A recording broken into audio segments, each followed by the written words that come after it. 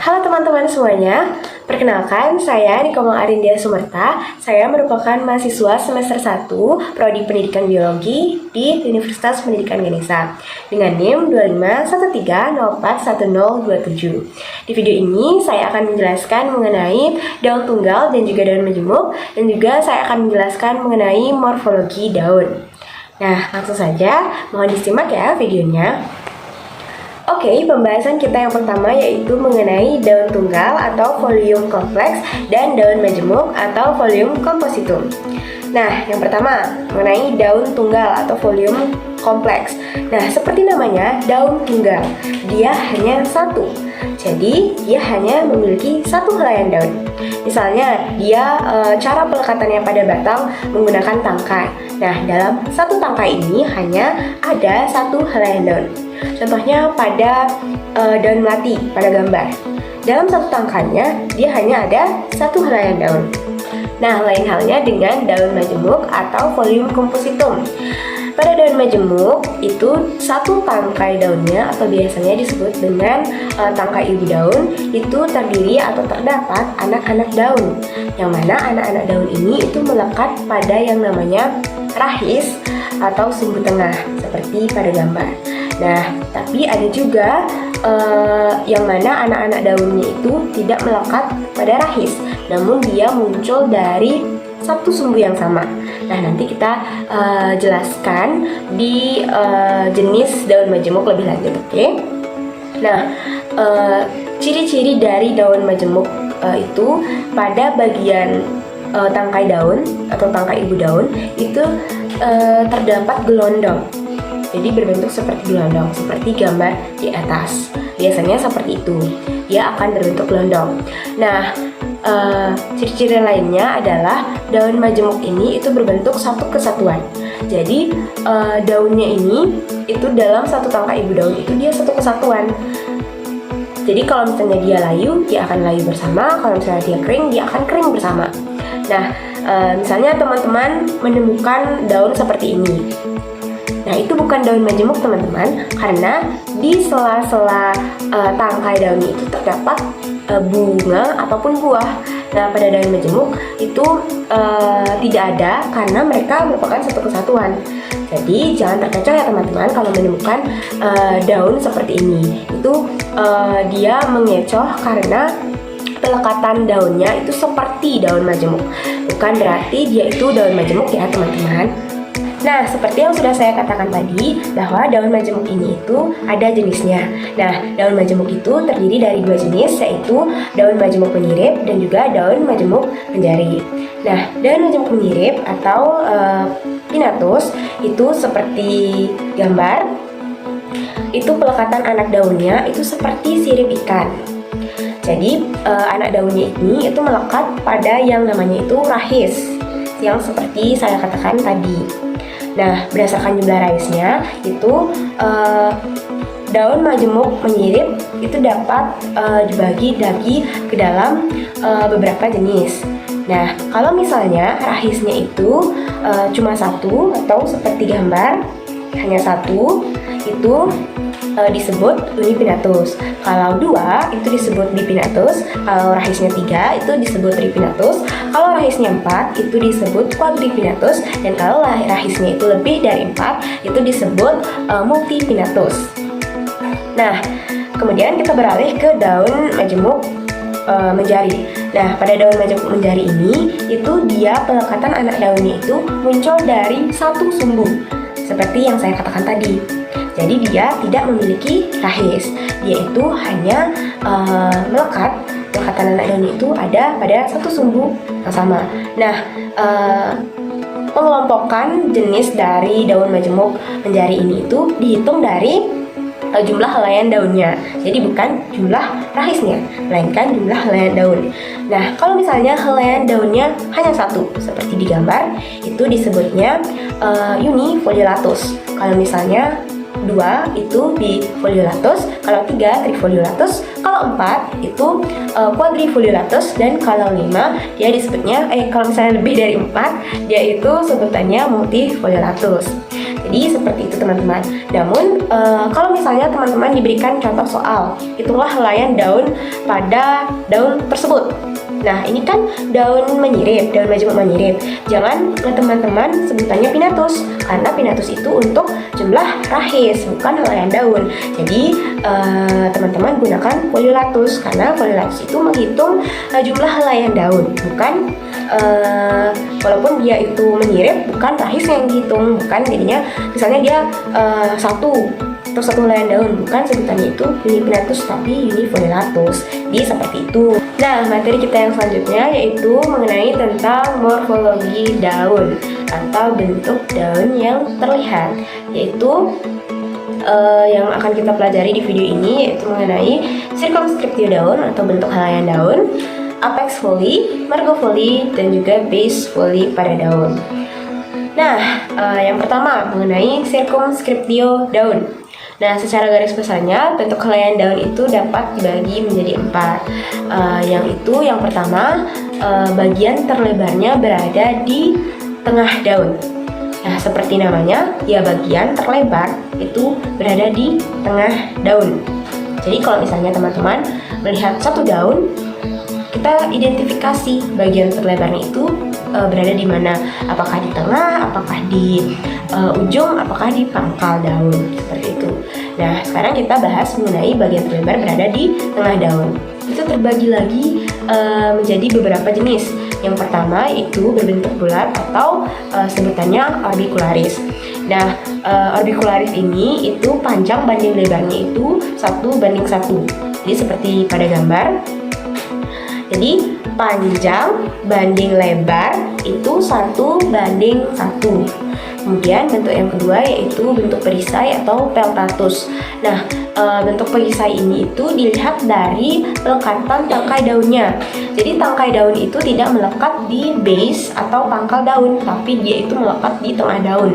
Contohnya seperti di atas.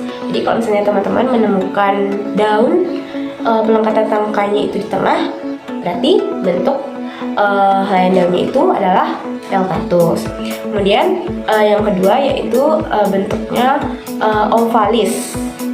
Nah, bentuknya ovalis. Jadi perbandingan panjang banding lebarnya itu adalah 2:1. Nah, kemudian bentuk selanjutnya yaitu bentuk oblongus atau memanjang. Nah, di oblongus ini perbandingan panjang banding lebarnya itu yaitu 2,5 sampai 1. 2,5:1. 2,5:1 seperti contohnya gambar di atas. Kemudian yang terakhir itu bentuknya lancet atau lanceolatus. Nah, lanceolatus ini perbandingan panjang banding lebarnya itu 3:5:1. Contohnya itu pada gambar di atas. Oke, jenis circumscriptio yang kedua yaitu bagian terlebar berada di bawah tengah daun. Nah, jenis ini itu terbagi lagi menjadi 2, yaitu jenis yang bertoreh dan tidak bertoreh. Kita bahas yang tidak bertoreh dulu ya. Yang tidak bertoreh itu terbagi lagi menjadi beberapa jenis, yaitu yang pertama bulat telur atau ovatus, yang ketiga berbentuk segitiga yaitu triangularis, yang ketiga itu berbentuk delta atau deltadius, dan yang keempat itu berbentuk belah ketupat atau rhomboideus. Selanjutnya yang memiliki toreh. Nah, yang memiliki toreh ini itu lumayan banyak jenisnya. Yang pertama yaitu bangun jantung atau chordatus seperti contoh di gambar. Yang kedua yaitu bangun ginjal atau reniformis.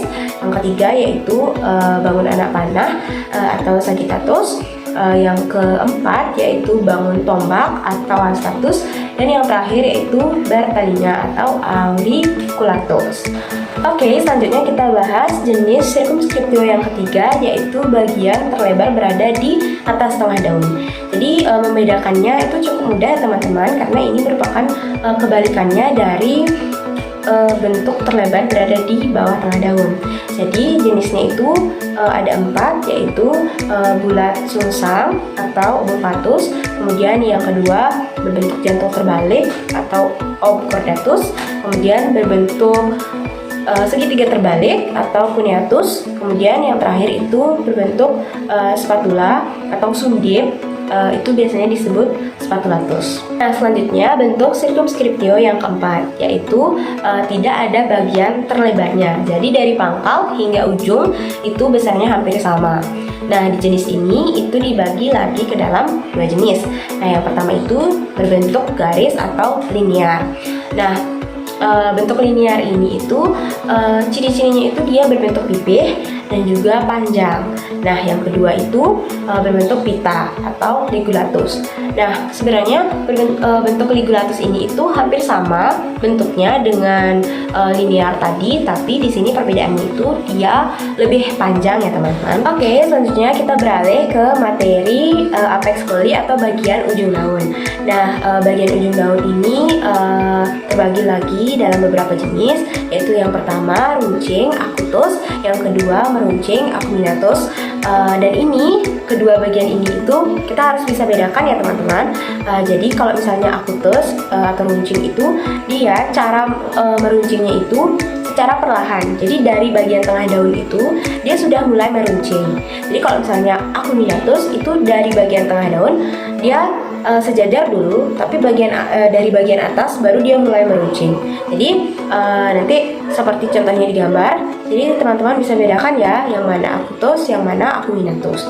Kemudian jenis yang ketiga yaitu tumpul atau obtutus. Kemudian yang keempat membulat atau rotundatus. Yang ketiga itu rumpang atau truncatus. Yang kelima itu ada terbelah atau retusus. Dan yang terakhir itu ada jenisnya daun yang ujungnya terdapat duri atau membentuk suatu duri yang sebutannya itu mucronatus. Oke, selanjutnya kita belajar tentang margo foli atau bagian tepi daun. Nah, bagian tepi daun ini secara garis besarnya itu dibagi menjadi dua, yaitu bagian tepi daun yang tidak bertoreh atau rata itu disebut integer, atau dan juga bagian tepi daun yang memiliki tore atau divisus. Nah, divisus ini atau bagian daun yang bertoreh ini dibagi menjadi dua lagi.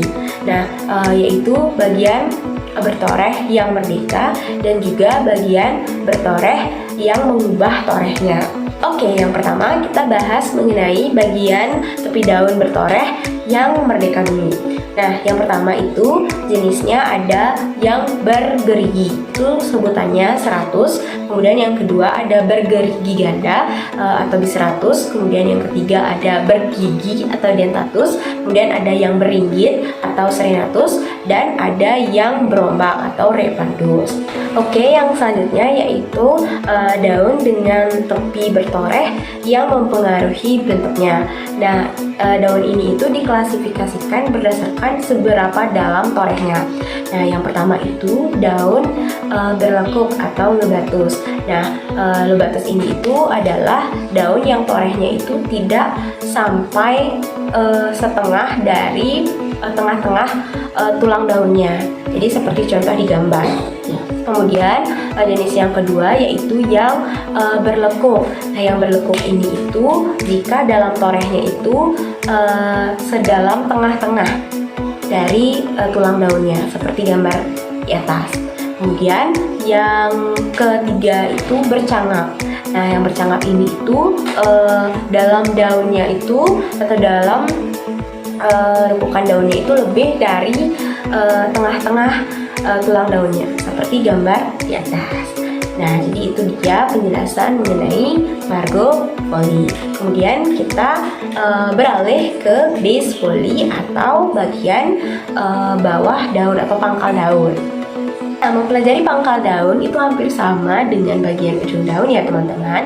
Itu jenisnya itu ada meruncing atau acuminatus, ada runcing, akutus. Nah, teman-teman harus bisa juga membedakan kedua jenis base foli ini atau bagian pangkal daun ini.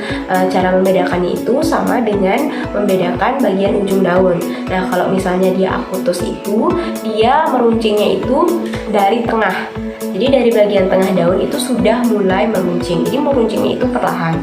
Tapi kalau acuminatus dia tidak. Jadi dia di bagian bawah baru dia mulai meruncing. Kemudian ada yang tumpul atau obtusus, ada yang membulat atau rotundatus, kemudian ada yang rumpang atau rata, itu truncatus, dan yang terakhir ada yang berlekuk, itu disebutnya emarginatus. Jadi teman-teman, sekian penjelasan mengenai morfologi daun. Tadi juga sudah saya jelaskan mengenai daun tunggal dan juga daun majemuk. Semoga video penjelasan ini dapat membantu teman-teman untuk memahami materi tentang daun lebih mendalam lagi. Sampai jumpa di video-video selanjutnya. Saya Nipoma Arindia Sumerta, pamit undur diri. Bye-bye.